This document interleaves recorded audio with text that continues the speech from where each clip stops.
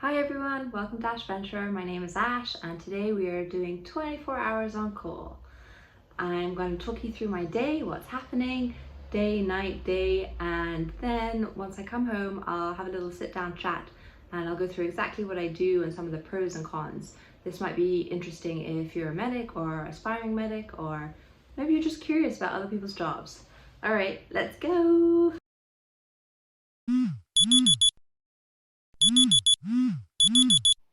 My day normally starts at 6:30 or 7 a.m. depending on if I need to wash my hair or not. I'm usually not too bad about getting out of bed, except in the depths of winter when it's still dark. This is some stock image of a shower. It's definitely not me, but I do shower every morning. And then I brush my teeth, I wash my face, and then I decide what I want to wear every day. I'm not a minimalist, so I have a lot of clothes, and even though I'm only going to be wearing them for the 20-minute walk, it does take me a few minutes to decide. Then comes my favorite part of the morning. I'll leave the sound on so you can hear it. I usually have a double shot and then I add some plant-based milk, either almond or oat. Isn't it beautiful? For breakfast, I usually have a bowl of cereal. Not quite like this, I normally just have crunchy nut. Or I have a croissant, which I know is terrible, but it's one of my goals this year to have a better morning routine. Hi guys, I'm now walking to work. It's such a luxury in London to be able to walk to work. It's really great. I'm very appreciative of it. It's a really big city, so most people do have to commute, and the tube is awful. It takes me about 20 minutes to walk to work. Sometimes if I'm really late, I will take one of the Santander bikes. They're the city bikes, and then it just takes me 7 minutes. It's great. So right now I'm walking through Marylebone.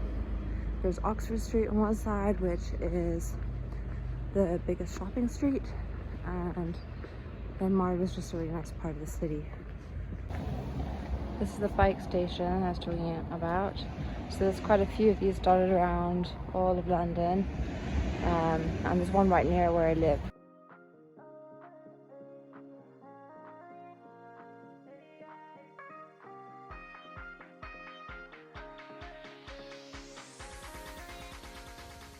Hey guys, so I am now in my room.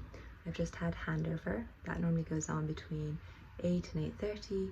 The doctor who was on yesterday for 24 hours will let me know if anything major happened, if there's any problems on the ward, or any jobs that need to be urgently done. And then I go and change. I bring everything to this room. We have an on-call room actually, but it's across the street. So we've kind of taken over a patient room that hasn't been used in months, and it's much handier as it's just downstairs. And now I'm ready to go up to the wards and start the day. I'll check back in a little while later and let you know what's been going on. This is the room that we normally stay in. It's quite big and it has a desk, which is great, so if we ever have any quiet time we can use it and study. And this is my personal favorite part, is that we get these beautiful ritual bath products. How nice is that? During my shift, I cover patients across 3 floors, and I feel like I spend a lot of my day walking up and down the stairs. So much so that I feel that I should be a lot fitter.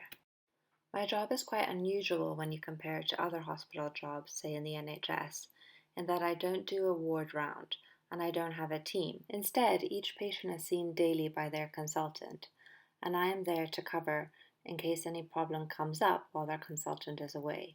So I do spend a lot of my time liaising with the consultants and checking the plan and updating them on what's happening. Another part of my job is to see patients when they first come into hospital. I will review them and complete their admission paperwork. And when patients are ready to go home, I will do their discharge prescriptions so they have medication to go home with.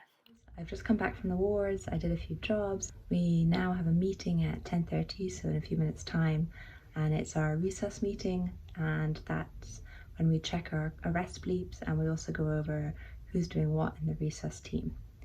As I have 5 minutes to spare, I'm going to unpack my bag quickly and I'll show you everything I bring with me for a 24-hour on-call.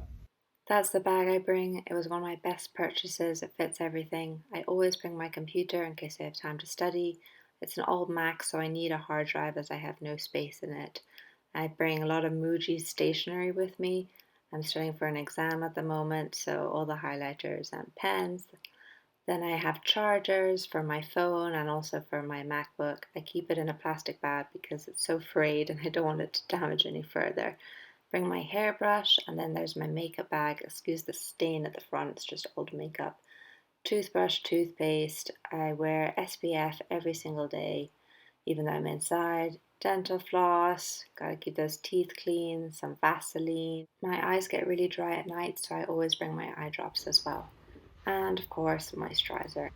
I also bring clean underwear and socks and a spare t-shirt to sleep in.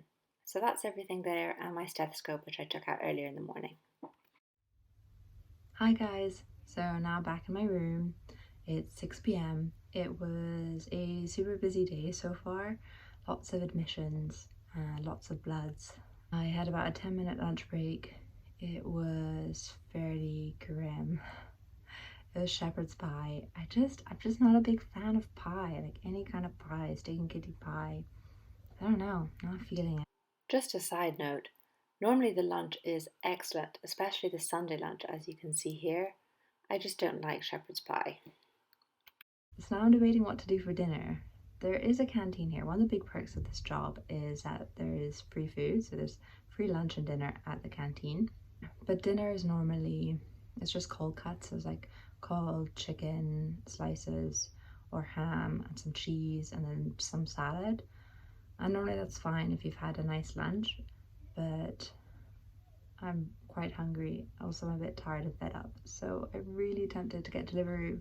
Even though I keep telling myself I'm gonna be good this week, I'm gonna be good. I'm not gonna spend so much money. I'm not gonna eat so much junk food. But I'm tired and I want it. Yeah. Anyway, that's where I'm at right now. Hopefully, because it's 6, it's gonna quieten down a bit. There's no more admissions for today. The next set of jobs generally is when patients come back from theatre.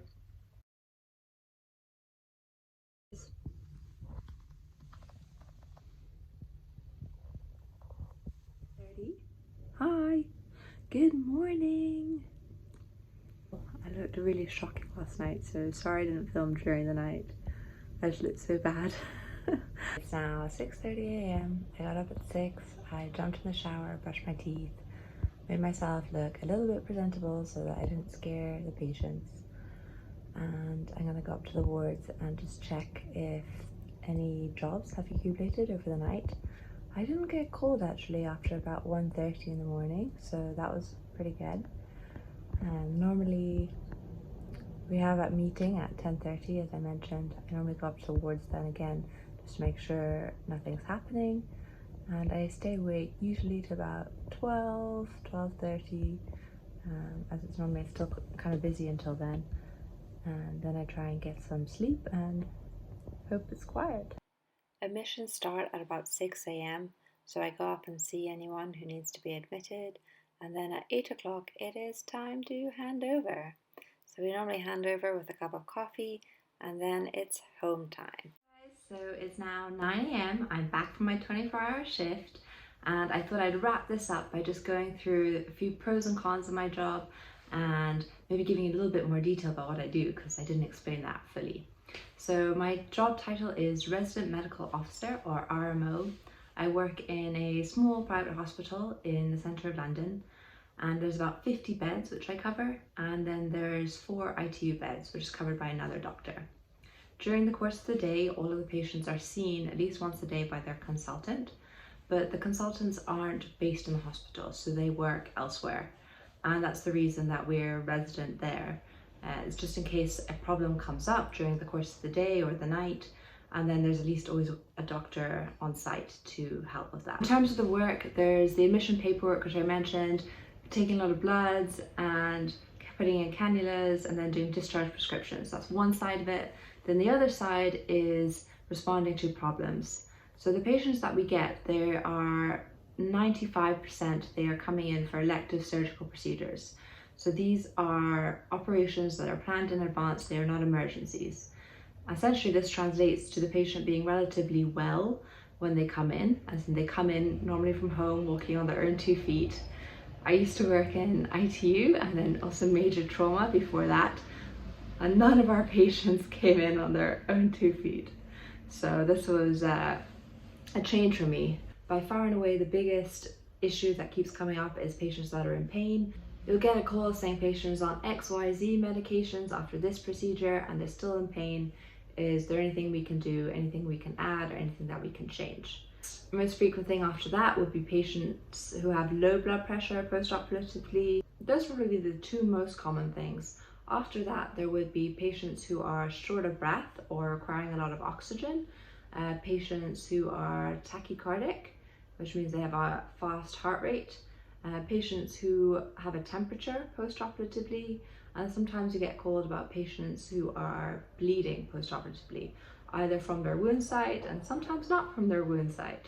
In terms of the pros and cons of this job, there's some very big pros and there are also of course downsides, like with every job.